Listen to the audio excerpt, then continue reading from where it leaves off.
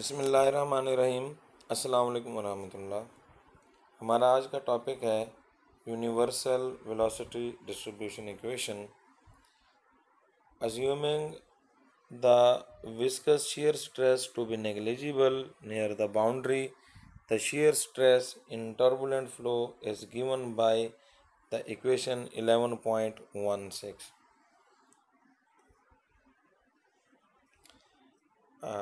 ये अगर नेग्लिजिबल है विस्कस इफेक्ट्स तो हमारे पास ये ज़ीरो हो जाएगा। 11.16 ये आपके पास बाकी रहेगी। तो ये टर्बुलेंट शेयर स्ट्रेस को रिप्रेजेंट करने वाली इक्वेशन है। ये फिर उस इक्वेशन को रीराइट कर दिया है। From this equation we can obtain velocity distribution if the relation between L the mixing length and y is known. कि ये वेलोसिटी डिस्ट्रीब्यूशन हम फाइंड कर सकते हैं जब हमारे पास क्या हो, मिक्सिंग लेंथ एल और जो वाई है which is distance from the वाल, पाइप वाल। ये यहाँ पे उसने बताया भी है कि ये जो वाई है ये क्या है। ये रिलेशन हमारे पास मौजूद हो तो फिर हम जो है ये इसको फाइंड कर सकते हैं। Also L is proportional to Y. क्या मतलब है इसका? From the pipe wall where मतलब Y is the position from the pipe wall. L is proportional to Y, L is mixing length.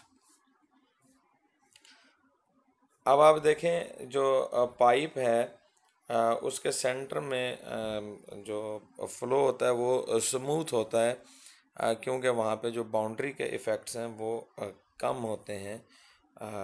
Speed जो है वो इसमें ज़्यादा होती है इस रीजन में। तो लिहाजा जो इंटरेक्शन है लेयर्स के एक दूसरे के साथ वो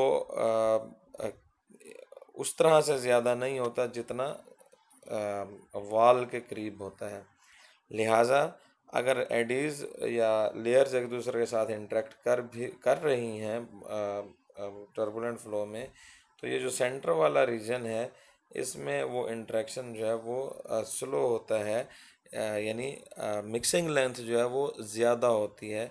एक दूसरे के साथ इंटरेक्ट करते करते वो काफ़ी दूर निकल जाते हैं और यहाँ पे स्पीड भी ज़्यादा होती है।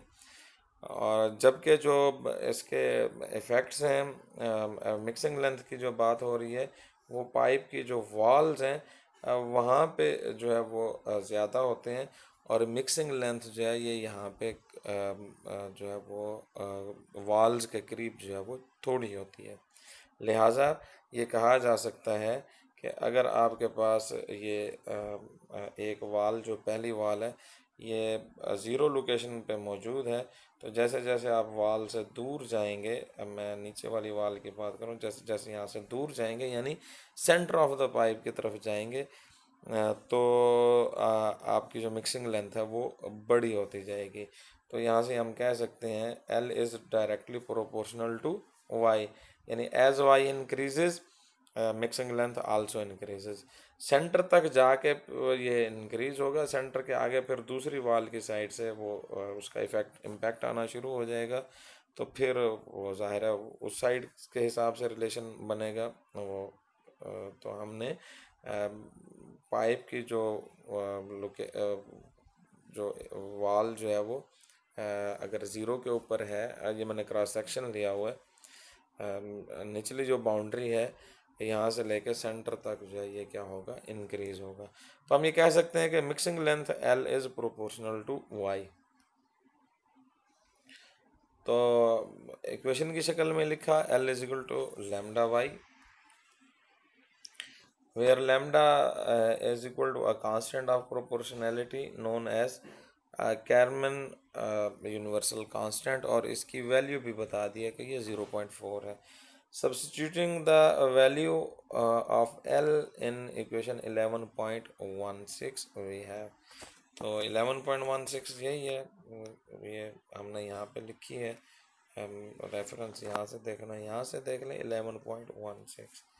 तो इसमें जो ये रिलेशन अभी बना है एल और वाई का, ये उसमें वो कहता है कि पुट कर दें। तो एल की जगह पे क्या आ जाएगा, लैम्डा वाई आ जाएगा। तो यहाँ पे एल स्क्वायर था चूँकि, तो लैम्डा वाई स्क्वायर, और अब बाकी चीज़ें अपनी जगह पे, और इसको आप रीअरेंज कर लें तो आपके पास ये इक्वेशन, ये फॉर्म जो है वो आ जाएगी। Now assuming that the turbulent shear stress remains constant in the vicinity of wall।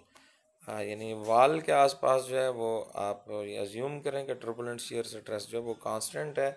We have टा इज इक्वल टू टा नॉट, वेयर टा not is the boundary shear stress. यानी कांस्टेंट है का मतलब ये है कि उसको आप फिर कोई एक सिंगल वैल्यू दे सकते हैं, टा not, this will be a number, single number. और अगर कांस्टेंट नहीं है तो फिर जाहिर है उसको सिंगल नंबर के ज़रिए रिप्रेजेंट नहीं कर सकते। इसलिए उसने ये किया है कि प्रॉब्लम को सिंपल रखने के लिए ये किया है कि in the vicinity of the wall आपके पास जो shear स्ट्रेस है दैट इज़ कांस्टेंट, और वो कांस्टेंट क्या है, टी नॉट है। तो ये कंडीशन अप्लाई कर दें, किसके ऊपर अप्लाई कर दें, ये अभी जो इक्वेशन बनाई है इसके ऊपर अप्लाई कर दें। क्या लिखा हुआ है कि when in the vicinity of wall the shear stress है that is T naught। तो आप यहाँ पे ये लिख सकते हैं कि shear stress is T naught, लेकिन कहाँ पे, in the vicinity of wall, wall के आसपास जो है वो ये shear stress है। तो यहाँ से आप d u by d y एक साइड पे कर लें, दूसरी साइड पे आपके पास ये चीज़ आ गई, और यहाँ से now this is equal to, now this is equal to मतलब इसको रीअरेंज कर लिया है, और 1/λy, ये 1/λy अपनी जगह पे, और जो स्क्वायर रूट के साथ ये एक्सप्रेशन लिखा हुआ है this is equal to u f, और इसको फिर नाम भी दे दिया where u f is equal to shear friction velocity और shear वेलोसिटी, और ये उसके इक्वल आ गए। नौ यहाँ से अब ये किया है कि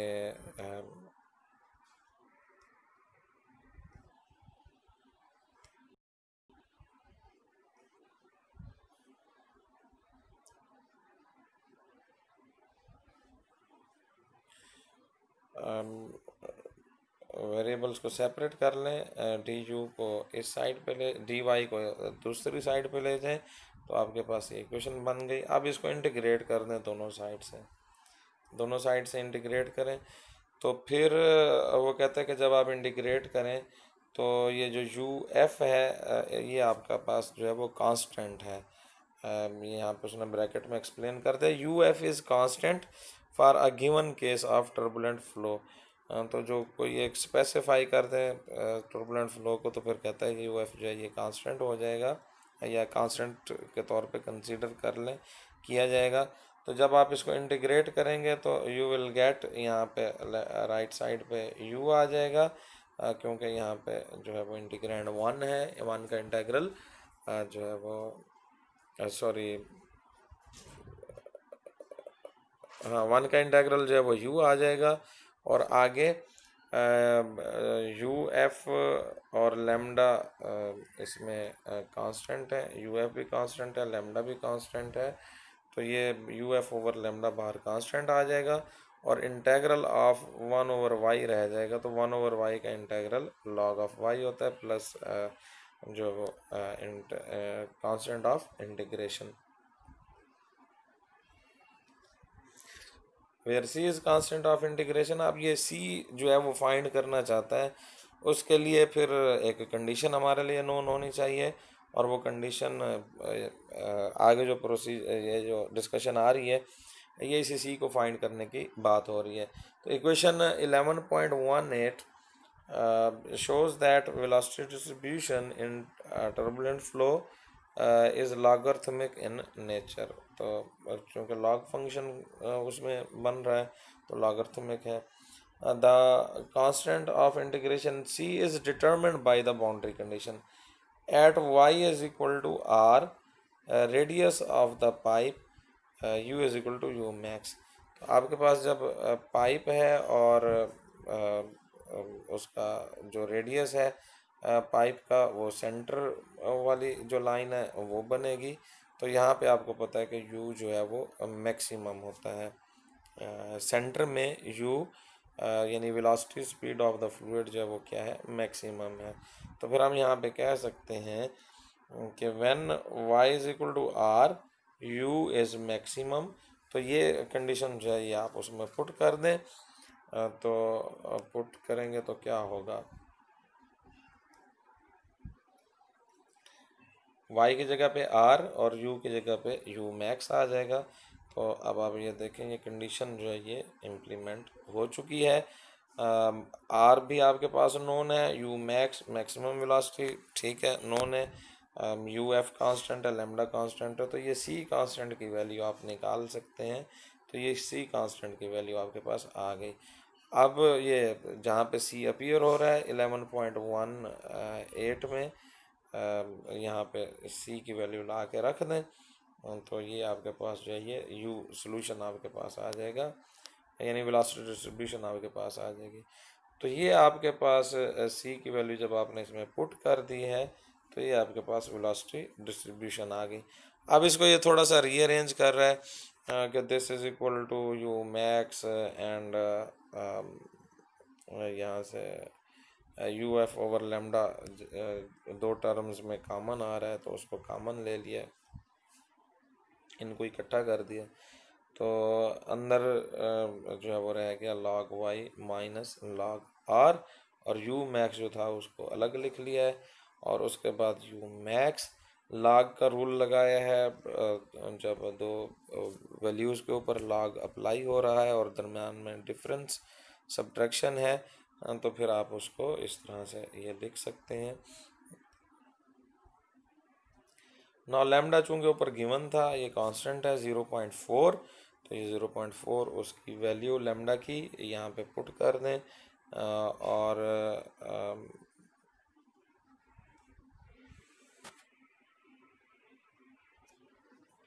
1/2 0.4 जो भी उसकी वैल्यू आती है उसको कैलकुलेट कर लें कैलकुलेटर से। 2.5 वो कह रहे आती है। उसके बाद है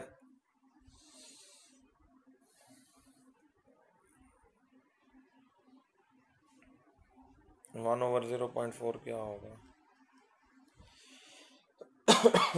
which will be equal to 10/4 which is equal to 2.5। तो ये 2.5 ही यहाँ पे लिखा हुआ है।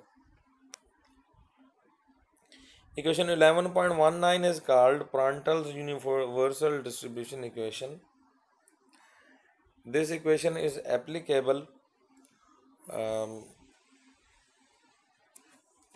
to smooth as well as rough boundaries.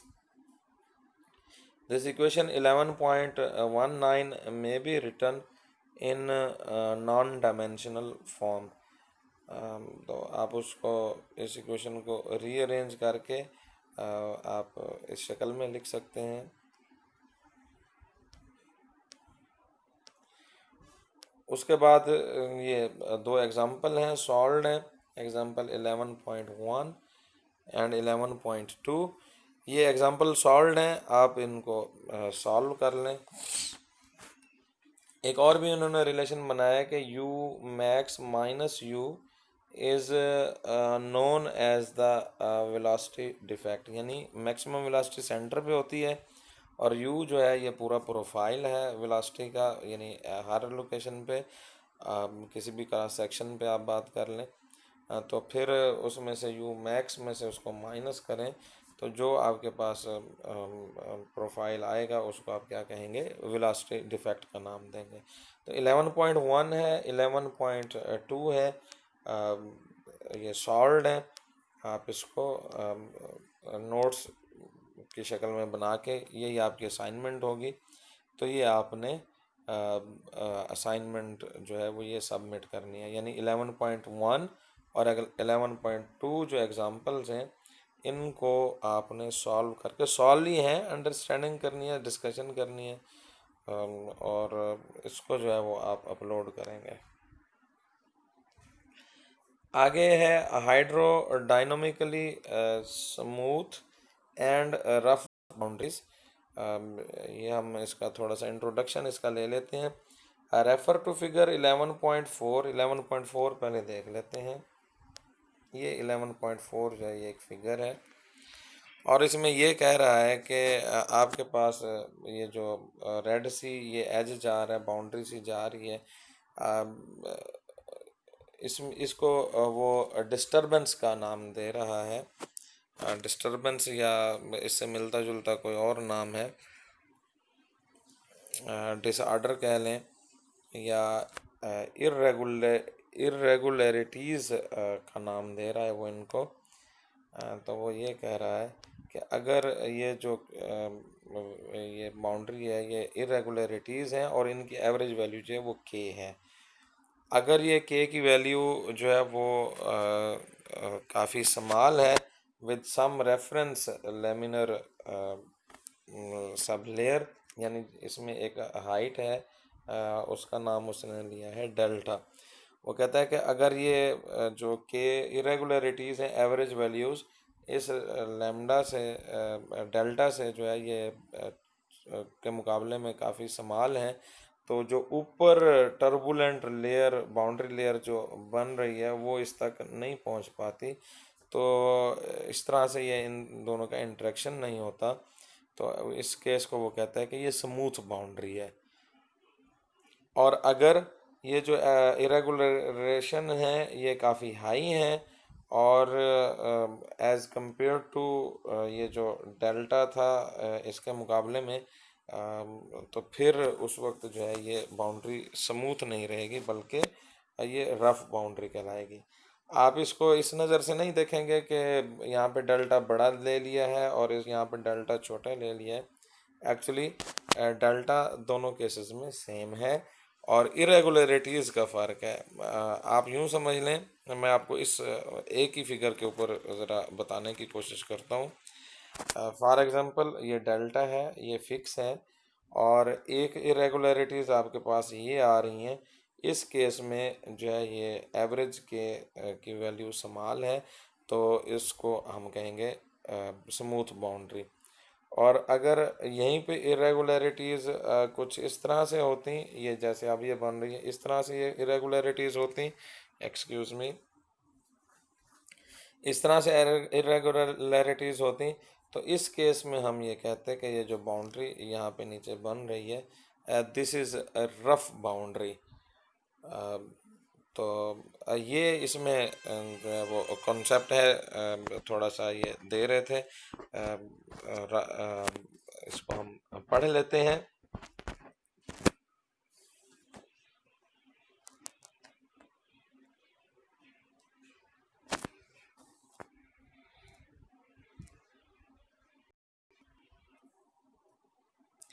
Hydrodynamically smooth and rough boundaries.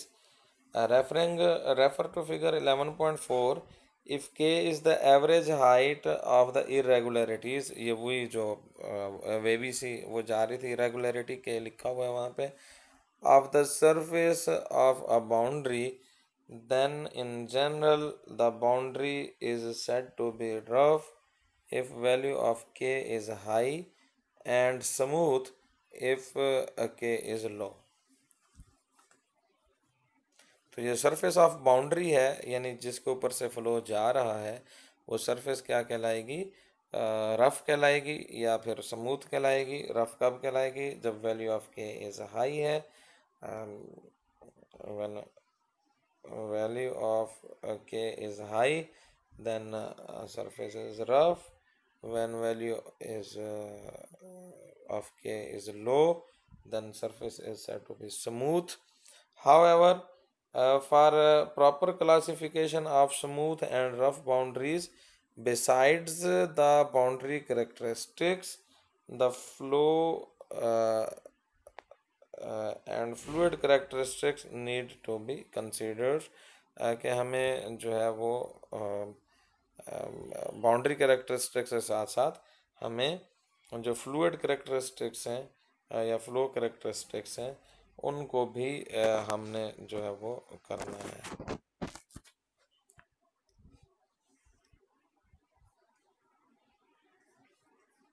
इस लेक्चर की असाइनमेंट जो है वो आप लोगों को दी जा रही है। एग्ज़ाम्पल 1 और एग्ज़ाम्पल 2 जो है वो आपकी असाइनमेंट है। अस्सलाम वालेकुम वरहमतुल्लाह।